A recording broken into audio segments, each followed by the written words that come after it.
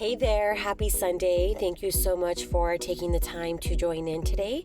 I'm Isla, your host, and welcome back to Renew Your Soul. If this is the first time you're joining in, welcome to Renew Your Soul. I hope this is a space for you to authentically be yourself, engage in honest conversations, and ultimately a sacred space for you to feed your soul. And if you're joining back, thank you so much for being here. Today we're going to chat about the concept of mindfulness, why we seek it, and why we should be practicing it in our everyday lives. I'm sure you have heard this term a lot lately. It's been used quite a bit the past 2 years in the worldwide pandemic, as so many of us felt isolated, confused, or overwhelmed at some point. People around the world turned to mindfulness as a way to relieve stress and anxiety. Mindfulness brings us to the present moment, allowing us to fully embrace each of our experiences. Our minds are full of constant chatter and commentary, and mindfulness encourages us to move past the noise and achieve a new level of self-awareness.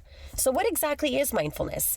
In the dictionary, mindfulness is described as the practice of maintaining a non-judgmental state of heightened or complete awareness of one's thoughts, emotions, or experiences on a moment-to-moment basis.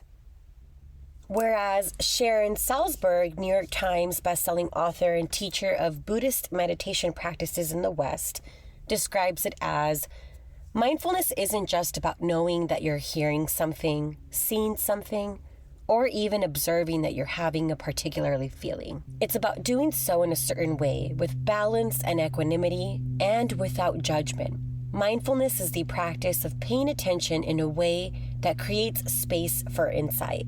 So where did mindfulness come from? Mindfulness has been practiced for many years and actually originated from ancient Eastern and Buddhist philosophy, dating back around 2,500 years.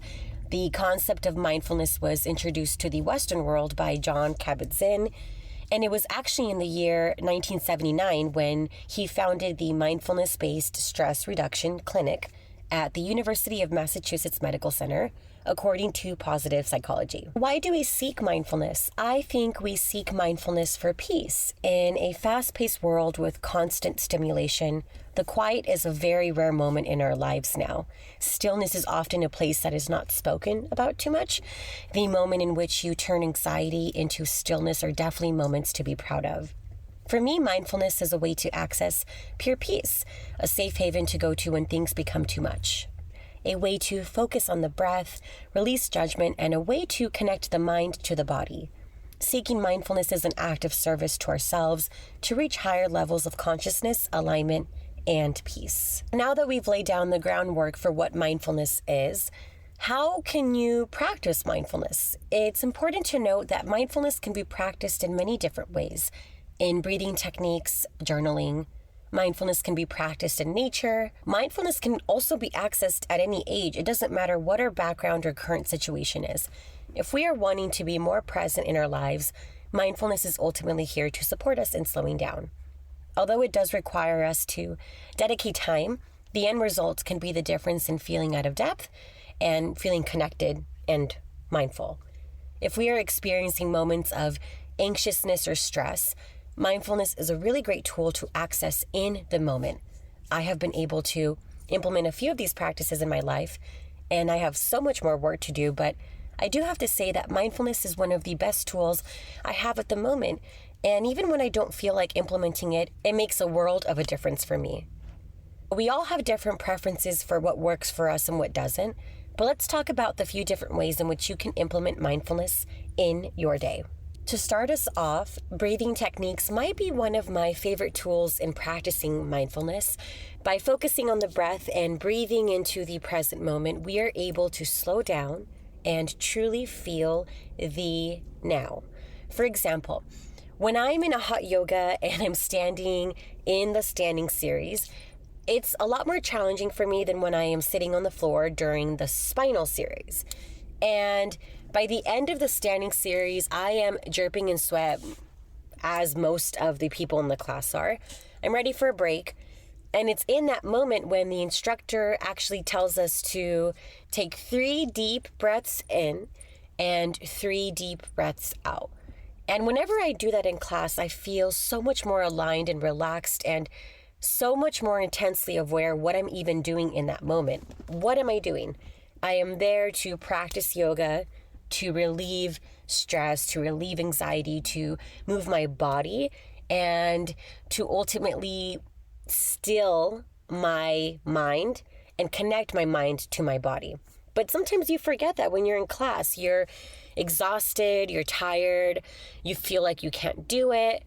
And in hot yoga, I release a lot of built up stress from the day or the week. And these small breathing exercises that are implemented within the class are a beautiful way to stay mindful in the act of exercising. If you are wanting to learn more about different breathing techniques, I would say check out mindful.org. It's a great resource for finding different mindful methods that you can start implementing in your days. And they have a really great 6-minute breathing exercise I found. Other great resources are Breathy and the Calm apps, along with so many others that you can find on the App Store. If you're going about your day and you start feeling a moment of anxiousness or stress, I have been using the Inhale Love, Exhale Love method, which I don't know if it exists out there. I'm sure it does, but it's a mantra that I have been using. Inhale love, exhale love. Inhale love, exhale love. And I just think about it when I am actually breathing in and out. I actually took inspiration from it from the breathing exercises that we do in hot yoga. But I do have to say that writing it down and then breathing, inhale love, exhale love, like not saying it out loud, but just thinking about it while I'm doing it, is a really great way for me to stay connected in that moment and let go of anything that needs to be let go of. This next one is mindful journaling. If you enjoy writing and release emotions through the act of writing, this is another great tool you can use. In the act of mindfulness journaling, you are observing the world around you and reflecting pen to paper. Mindfulness can strengthen our creativity, memories, and connection. One way to practice mindfulness journaling is to journal after you take a walk or journal by connecting to your senses. It's pretty simple. Questions that you can start asking yourself include, what will I do if I feel anxious, stressed, or worried today? What inspired me on my walk today? Did I feel connected to nature in a different way? What qualities am I grateful to embody? What did I learn or discover? What made me feel alive, excited, and fulfilled today? Which of my senses am I most grateful for in this moment? Which of my senses inspired my creativity this week? Through the act of mindful journaling, we are able to observe ourselves, our environment, our senses, and our own mindfulness. You can definitely take a journal in nature and practice mindful journaling that way, or you can simply reflect when you get back and whenever you have a free moment in your day. But it is definitely about observing, the act of observing the things around us. And when we are able to reflect in our journal, we can also go back at any point to notice those different reflections. Maybe one day you noticed the beautiful birdhouse that came upon you on your walk, and it inspired a poem. Or the next day you felt really tired and you weren't able to notice as much, but you still went out and you did your walk, you reflected in your journal, you were still in the act of observation. And in mindfulness, it is all about bringing ourselves to the present moment so that we are more aware of what we are doing, why we are doing it. Then in return, we are staying in connection with ourselves. This next one goes hand in hand with journaling if you choose to do mindful journaling in nature. Nature is a place for pure love, pure stillness, pure awareness, all leading up to the act of mindfulness. We can practice mindfulness in nature by taking 15 to 20 minutes and sitting outside, lying in the sun, and literally hearing the sounds, taking in the sights, and observing as much as we can. I like to do this on my break or on my lunch during the week, as I do work from home, and it helps to ease my mind, gets me outside, possibly also gets me outside moving, and I sit in the sun for a bit. I practice self-awareness and mindfulness by removing technology and enjoying the present moment. Feeling the fresh air on my body, the sun on my face, that is the act of mindfulness in nature. The key is to remove distractions and simply embrace the present moment and our own presence in that environment. Versions of this can also be done by opening your window in your room, listening to the sounds of nature, and taking a moment to appreciate the plants in your home environment. This week, I invite you to take a walk in nature, and if this is something that you don't normally do, take some time to either sit outside in your backyard or your nearest park, enjoy the sights and sounds, and just take in as much as you can. And if you feel up for it, you can journal about your experience that day. I'm going to do the same. I spend a lot of time in nature because I love to go out on nature walks. I do sit outside in the sun a few times a week, possibly even a day if I'm needing it that day. And I haven't done mindful journaling in a minute. I am in a writing course at the moment, and I've been able to practice a lot of connection that way. Let's say I went out on a walk and then I reflect about it a few days later.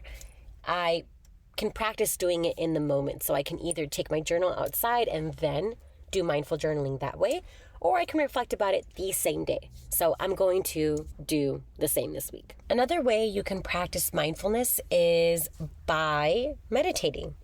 There are many different forms of meditation. The one I practice is transcendental meditation, and I am working on getting better at this actually in this moment in my life, in this season. I learned this specific practice in early 2021, and I'm so grateful I took the time to learn the practice through tm.org. My experience was wonderful, and I actually still talk to my instructor, which is super cute. To practice mindfulness meditation, we must create the time and space for pure stillness. That means finding a space where we are in little to no noise, finding a comfortable position to sit in, and taking the time to close our eyes, focus on our breath, and meditate. That is the hardest part for me, is just starting. I think with so many things, the hardest part is doing it, is finding the time, carving out the time in your day to do it, because we have the time if we make it. Once I'm there, I love the feeling of being still and not having to worry about anything. In that moment, the constant chatter is controlled, the notifications are turned off, the phone is put away, and attention on the breath is the pure focus. For me, the level of focus that comes when practicing mindfulness, and in this case, mindfulness meditation, is pretty indescribable. When I'm going about my day and I'm moving from app to app, from Instagram to TikTok, back to email, back to message, then to Facebook, then to YouTube, because I do have to access social media and digital media for my full-time work, sometimes, it does bring that anxiousness, wanting to get lost into it. And integrating mindfulness is how we are able to stay level-headed.